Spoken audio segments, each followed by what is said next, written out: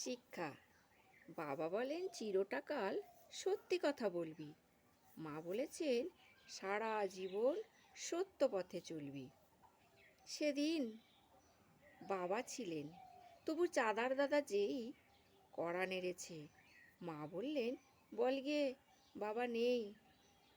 পড়তে বসে যেই বলেছি ফুরিয়ে গেছে খাতা, মা বললেন কাল এনো তো কয়েক দিস্তে পাতা। পরের দিন অনেক খাতা, সঙ্গে কলম কালি, এনেই বাবা লেবেলে দেন 10-20টে তালি।